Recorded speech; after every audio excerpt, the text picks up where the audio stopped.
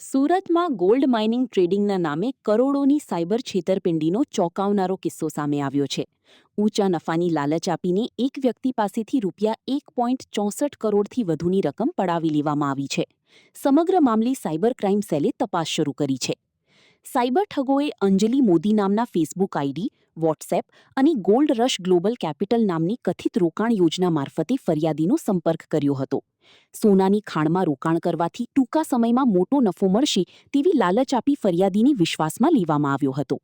તારીખ 10 December 2024થી 25 April 2025 દરમિયાન પ્રારંભિક રોકાણ, tax, margin money, audit fee અને આંતરરાષ્ટ્રીય ટ્રાન્સફર ફી સહિતના વિવિધ બહાનાઓ હેઠળ ફરિયાદી પાસેથી અલગ અલગ બેંક ખાતાઓમાં કુલ ₹1,63,98,012.70 ટ્રાન્સફર કરાવવામાં આવ્યા હતા. આરોપીઓએ બનાવટી ટ્રેડિંગ એપમાં સતત નફો દર્શાવી ફરિયાદીને વિશ્વાસમાં રાખ્યો હતો અને ટૂંક સમયમાં સમગ્ર રકમ પરત મળશે તેવી ખાતરી પણ આપી હતી. પરંતુ કોઈ રકમ પરત મળી ન હતી. છેતરપિંડીનો ભોગ બન્યાની જાણ થતાં ફરિયાદીએ રાષ્ટ્રીય સાયબર ક્રાઇમ હેલ્પલાઇન પર ફરિયાદ નોંધાવી હતી અને પોલીસ આરોપીઓ સુધી પહોંચી હતી. છેલ્લા 2 વર્ષથી એક ફરિયાદી સાથે ઇન્વેસ્ટમેન્ટ ફ્રોડ આચરવામાં આવતું હતું, જેમાં ગોલ્ડ રશ માઇનિંગ કંપનીના નામનું એક ખોટી કંપનીની ઓળખ આપીને પછી ખોટી વેબસાઇટ બનાવવામાં આવી હતી અને ખોટી વેબસાઇટમાં એમની આઈડી પણ બનાવવામાં આવી હતી. ફરિયાદીનો સંપર્ક એક અંજલિ મોદી નામની છોકરીના મારફતે કરવામાં આવ્યું હતું ફેસબુક દ્વારા. અને ફેસબુકમાં જ્યારે અંજલિ સાથે થોડી બહુ ઓળખાણ થઈ ગઈ ત્યારે અંજલિ એમને વોટ્સએપ પર કોન્ટેક્ટ કર્યો અને એમને એમ કીધું કે હું આ કંપનીમાં ઇન્વેસ્ટ કરું છું અને મને સારું નફો મળે છે દર મહિનાનું, તો એટલે તમે પણ ઇન્વેસ્ટ કરો. અને ફરિયાદી એમના વાતોમાં આવીને પછી 1,63,00,000 જેટલા છેલ્લા 2 વર્ષમાં એમને ઇન્વેસ્ટ કરી નાખ્યું. અને જ્યારે વિડ્રોવલની વાત આવી તો ત્યારે એમને ખબર પડી કે એમની સાથે છેતરપિંડી થઈ ગઈ છે, કેમ કે પછી વિડ્રોવલ માટે એ લોકો જે સામેવાળી કંપની છે એમની પાસેથી અલગ અલગ ચાર્જિસના બહાને અન્ય રૂપિયા પણ મેળવવા માટે પ્રયત્ન કરતી હતી.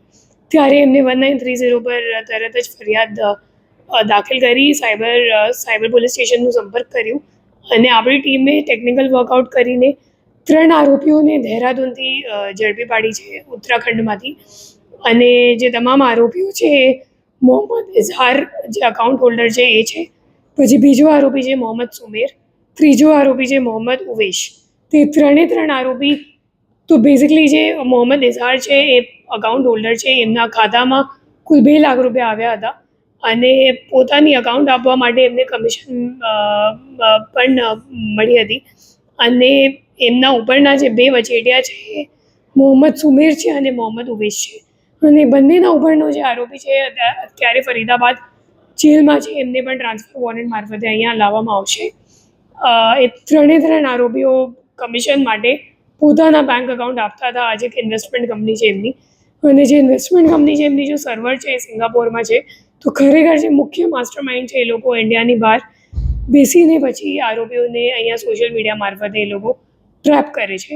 તો હું લોકોને અપીલ કરું છું કે અગર કોઈ પણ તમને શોર્ટકટ મનીનો લાલચ આપે કે તમે અગર આમાં ઇન્વેસ્ટ કરશો તો તમને સારો નફો મળશે, મહિનામાં મળી જશે, તો મહિનાનું આટલું ટકા નફો મળશે, તો એવી કોઈ ટ્રેપમાં આવતા નથી. અને સોશિયલ મીડિયા અથવા તો ટેલિગ્રામ ઉપર સંપર્ક થયેલા માણસ ઉપર વિશ્વાસ નથી કરતા અને કોઈ પણ અજાણ્ય બેંક એકાઉન્ટમાં તમારો પૈસો નથી ટ્રાન્સફર કરતા. તમારી જે આખી પૂંજી છે, લાઈફ ટાઈમની સેવિંગ્સ છે, એ તમામ આમાં જતું રહેશે. અને એ લોકો મોટાભાગે આંતરરાષ્ટ્રીય ગેંગ તરીકે ઓપરેટ કરે છે અને અમે લોકો પણ એમાં રિકવરી આપી શકાય એ અઘરું છે.